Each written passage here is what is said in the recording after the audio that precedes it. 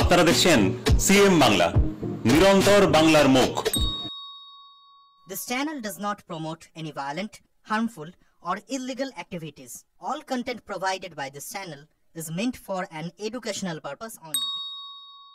স্বপ্ন পূরণে ছেলে ও মেয়েকে কোচিং করাচ্ছেন মা নিজে। অ্যাক্রোব্যাটিক জিমন্যাস্টিক গেমে রাজ্য স্তরে 2 গ্রুপের চ্যাম্পিয়নও তারা, কিন্তু অভাব নিত্যসঙ্গী। তবুও মায়ের অদম্য জেদে লড়াই চালাচ্ছে নবদ্বীপের 2 ভাই বোন। নদিয়া জেলার নবদ্বীপে লড়াই করে চলেছে দুস্থ এক স্বপ্ন সন্ধানী পরিবার। মায়ের জিমন্যাস্টিকের প্রতি টান ছোটবেলা থেকে, কিন্তু আর্থিক অনটনের কারণে সেই স্বপ্ন পূরণ হয়নি। তবে হাল ছাড়েননি তিনি। বিয়ের পর 2 সন্তানকে নিজের মতো করে প্রশিক্ষণ দিতে শুরু করেন। সেই স্বপ্নই জেগে উঠেছে 2 সন্তানের মধ্যে। রাজদীপ ক্লাস 6 ও মেঘা ক্লাস 10 দুজনেই রাজ্য পর্যায়ে অ্যাক্রোব্যাটিক জিমন্যাস্টিক গেমে নিজেদের গ্রুপে স্টেট চ্যাম্পিয়ন। আগামী 7ই আগস্ট উত্তরাখণ্ডের দেরাদুনে ন্যাশনাল চ্যাম্পিয়নশিপ প্রতিযোগিতা, কিন্তু প্রতিযোগিতায় অংশ নিতে প্রয়োজন প্রায় 30,000 টাকা, যা পরিবারটির পক্ষে জোগাড় করা অত্যন্ত কঠিন। তবু মা হার মানতে নারাজ। সন্তানদের স্বপ্নের মঞ্চে পৌঁছে দিতে মরিয়া তিনি। রাজদীপ ও মেঘার চোখে এখন 2টো স্বপ্ন, দেশের মধ্যে শ্রেষ্ঠ হবার আর মায়ের স্বপ্নকে বাস্তবে পরিণত করার।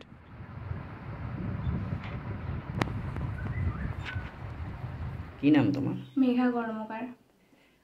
এবার কোথায় যাচ্ছ খেলতে? দেরাদুনে। কি কি ইভেন্ট এটা? এটা হচ্ছে ওপেন ন্যাশনাল হচ্ছে জিমন্যাস্টিকে। এর আগে কোথায় কোথায় খেলেছো? হরিয়ানা, কেরালা। এটা কবে থেকে হচ্ছে, কবে যাচ্ছ? আমরা যাচ্ছি 4ই আগস্ট রওনা দিচ্ছি, আর এটা শুরু হচ্ছে ওখানে 7ই আগস্ট থেকে 9ই আগস্ট। এবার কি মনে হচ্ছে সাফল্য আসবে? হ্যাঁ, আশা রাখছি আসবে। এমনি যে সারা বছর কিভাবে প্র্যাকটিস হয় তোমাদের? সারা বছর বলতে যখন বৃষ্টি হচ্ছে তখন সেদিন প্র্যাকটিসগুলো বন্ধ থাকছে, আবার যেদিন টেনে।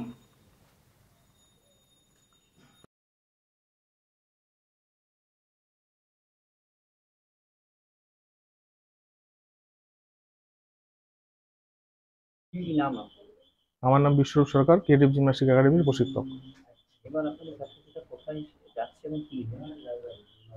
19 তারিখে রাজ্য কম্পিটিশন হয়েছিল, সেখানে 13 জন তার নিজের গ্রুপে প্রথম স্থান অধিকার করেছে এবং আগামী 4 তারিখ তাদের রওনা দেরাদুনের উদ্দেশ্যে। ওখানে ওপেন ন্যাশনাল চ্যাম্পিয়নশিপ আছে।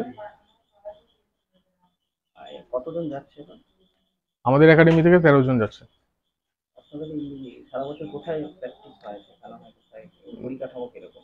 আমাদের নিয়মিত প্র্যাকটিসটি ধপালির মোড় শক্তি সমিতি ক্লাবে হয়, কিন্তু পরিকাঠামো বলতে জিমন্যাস্টিক্স করার জন্য যেসব পরিকাঠামোগুলো সেগুলো সবই নষ্টের মুখে।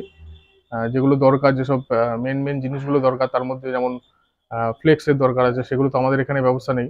বড় বড় সরকারি সংস্থাগুলো সেগুলো সেই সব সাহায্যগুলো পায়। আমাদের ন্যূনতম যে ম্যাটগুলো ইউজ করা হয় সেগুলোই নষ্টের মুখে প্রায়।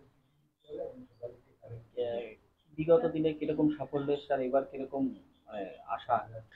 বিগত দিনে এশিয়ান চ্যাম্পিয়নশিপ থেকে অঙ্কিশ এবং রায়না রৌপ্য পদক জয়ী হয়েছিল এবং ওয়ার্ল্ড চ্যাম্পিয়নশিপে তারা পার্টিসিপেট করেছিল।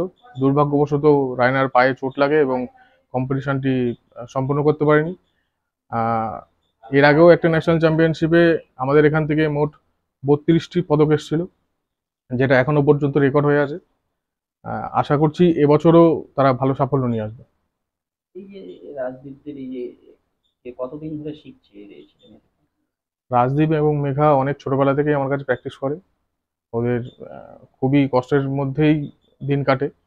মা অন্যের বাড়িতে কাজ করে, বাবা বেশ কিছু বছর কর্মহীন ছিল, তারপরে ওরা খুব কষ্টের মধ্যে দিয়েই প্র্যাকটিসটা চালিয়ে যাচ্ছে। আগামী দিনে যদি সরকারি কোনো সাহায্য পায় তাহলে হয়তো আরো দূর পর্যন্ত এগিয়ে যেতে পারবে।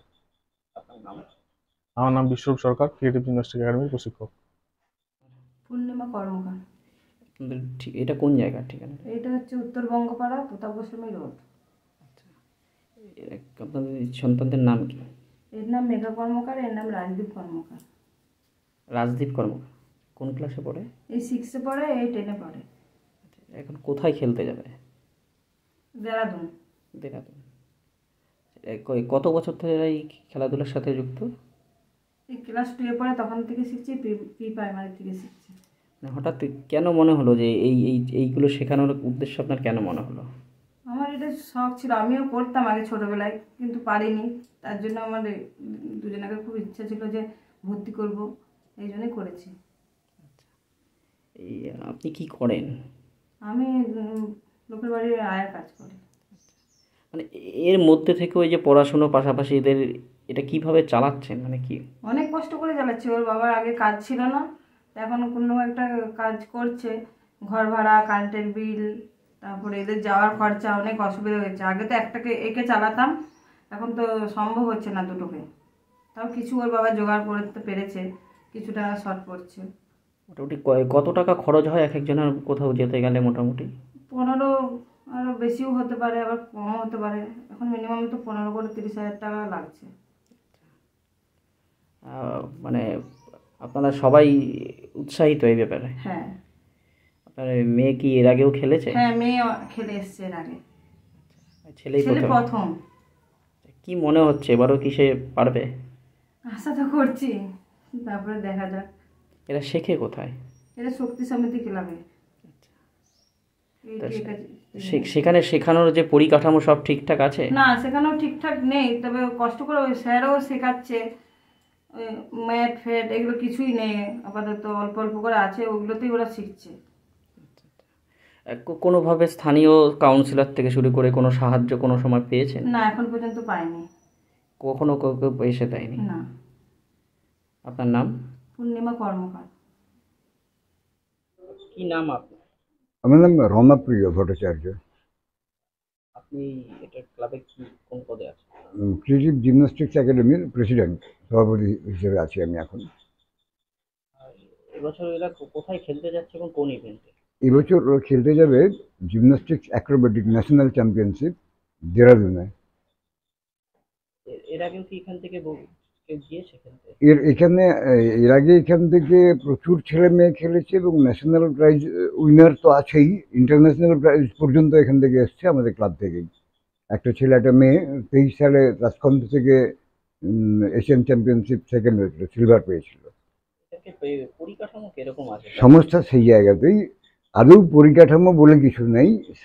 খুব নমিনাল যে প্রয়োজন, অ্যাপারেটাস, ম্যাট ইত্যাদি আমাদের প্রায় নেই। কোনো রকমে একটা দুটোর ওপর চালানো হয়। একই সঙ্গে মাঠের যে অবস্থা, মাঠটা হচ্ছে যে বৃষ্টি পড়লে একদিন বৃষ্টি হয় মানে 3-4 দিন প্র্যাকটিস বন্ধ হয়ে যায়। তারপর আবার নিয়মিতভাবে প্র্যাকটিস শুরু করার জন্য এই বিশেষ করে কম্পিটিশনের আগে, এবছর যেমন আমরা 13 জন স্টেট কম্পিটিশনে গেছিল, 13 জনই ফার্স্ট পজিশন পেয়ে ন্যাশনালে চান্স পেয়েছে।